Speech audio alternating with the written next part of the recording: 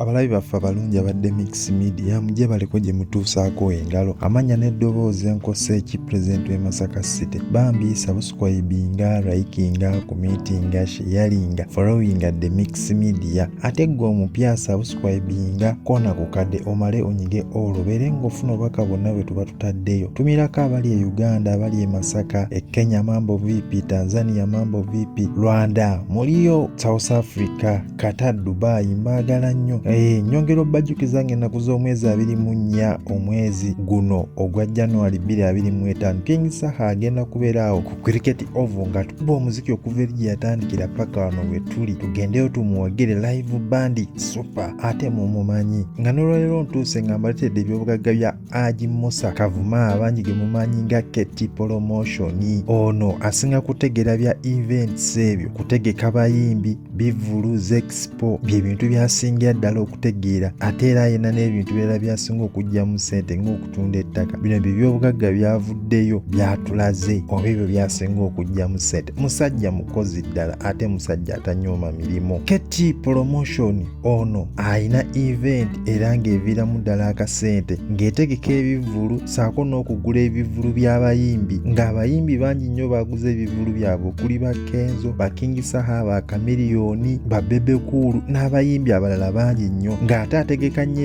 ebivulu ebiggalawo omwaka ebivulu eby'abayimbi abanene n'abatini era akasimbi akajjiramu ddala Keti Promotion eriko stage obutebe disco amataala tenti era ng'akasente akajjiramu ddala buli mwezi ng'etegeka event ezo ennene n'entini akasente akajjiramu ddala ono yategeera okutegeka ekintu kye bayita bato era ategese bato ennene okuli eya Bobi Wine ne Bebe Cool Good Life ne Bebe Cool ne bato endala nnyingi nnyo ategeka ono bato yazifunirangamu ddala nnyo akasente ye Keti Promotion Keti ono asinga kutegeka concert ezennene saako n'ezo concert zagula obuguzi ono kafulu nnyo zi concert ezennene tumujjukira mu concert ya Zaakayo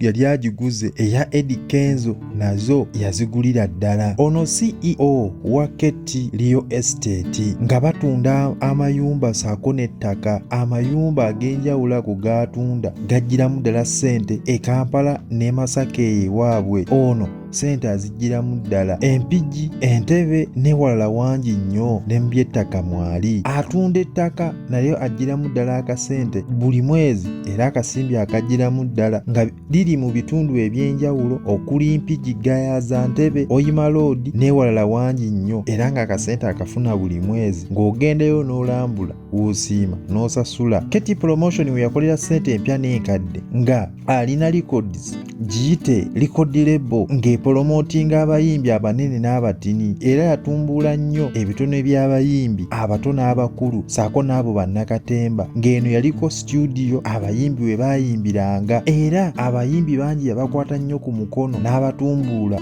mu Keti Records eno era akasimbi akajjirangamu ddala nga yasayininganga abayimbi abato n'abakulu era nga yabeetegekera akasimbi n'akajjamu naawe n'akuwaayo akamu ne kasigala mu likodi eno alina bondi eno etunda mmotoka ng'erisangibwawo Rwanda Gitawo Kigali mu kibuga ekikulu ekya Rwanda ng'atunda mmotoka empya zokka ennene n'entini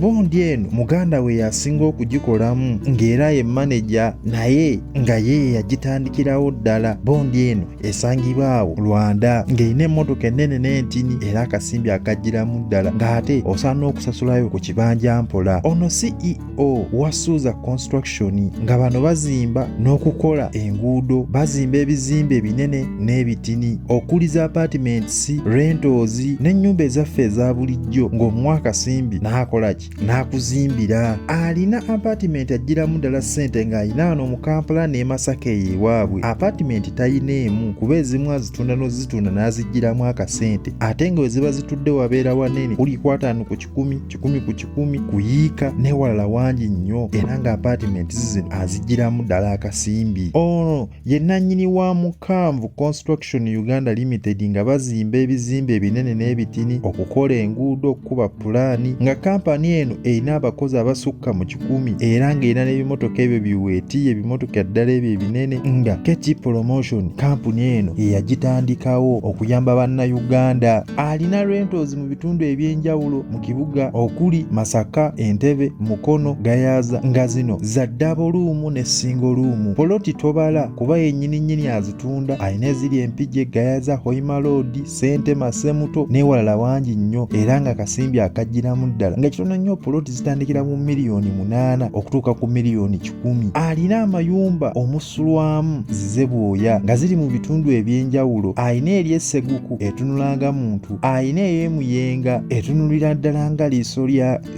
lya Igo, eno ey'Ebusega nayo ye etunulira ddala nga Golodi, eno nga muwala we gye yakolera okwanjula n'amaliriza n'agimuwanga ekirabo, wamma osana nawe n'ogyerabirako. Alina emmotoka ezo eza bizinensi kuba alina bondi namba era akasimbi akagiramu ddala. Ezo zikola ku events eyitibwa KT Promotion zizikolera ddala. Ez'okuliyo ST bino njagala kulambulako ndabeko. Alina ezo zisinotraka, zitipa, zitraka kubanga ali mu construction. Social media gijjiddemu ddala akasimbi okuli zi website kwateekawo akabwe singa bamaze okukola ezo zi events, zi construction company, liriyo estate era akasimbi akagiramu ddala. Alina emmotoka ezize zimutambuza nga nsajja ddala, nako akasimbi akateereddemu ddala. Omwami ono Ketti tomunyooma. Alina ettaka nga liri kuyiika nayiika mu bibuga ne mu byalo kuba nkugambye ali mu byaliyo estate atundira ddala amataka ate nga asooka n'agula n'alimirako n'alundira nako. Alina faamu nga kuno alimirako n'okulundirako, ng'alinako emiti okuli egya kalittunsi, ente, embuzi era akasimbi akagiramu ddala. Ayagala information eno genda ku Forbes magazine, information eno gyali. Situula mu kati n'enfumba bintu bino, ate bino si bye bibeera ebyenkomeredde, wabula naawe osobola oteeka mu comment section ebyoyo by'oba omanyi. Naye nga Forbes magazine ebintu bino ebiteekayo nze n'embibaawa,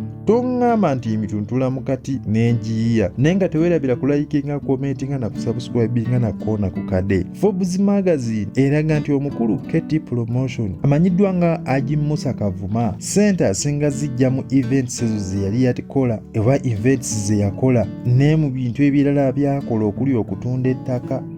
amayumba ne zibondi z'emmotoka era akasimbi mwasingidde ddala okukajja. Ng'okunoonyerezebwa kuno kwakoleddwa nga 2 January 2025. Nkiddamu ayagala information eno genda ku Forbes magazine. Tokomentinga ng'ovuma nti mbalimba, genda ku Forbes magazine bibeerayo, information ono abeerayo. Nze neeyamabweyami kumubawa. Subscribinga, likinga, commentinga, sharinga, followinga The Mix Media. Mbajjukiza ng'ennaku z'omwezi 24 January 2025 King Saha agenda kubeera ku Cricket Oval ng'atukuba omuziki tugende tumuwagire, atukube live band okuva waliwo yatandikira kuzimulirwana, zimundeeze, zisigino paka wano wetuli ku Nakyagala ne taata wa Kyentebbe. Sigenda kusukkawo wano, amannya nsigadde Nkoseki, President e Masaka City. Happy New Year, mbaagaliza olunaku olungi ne weekend ennungi. Bye bye, mweraba.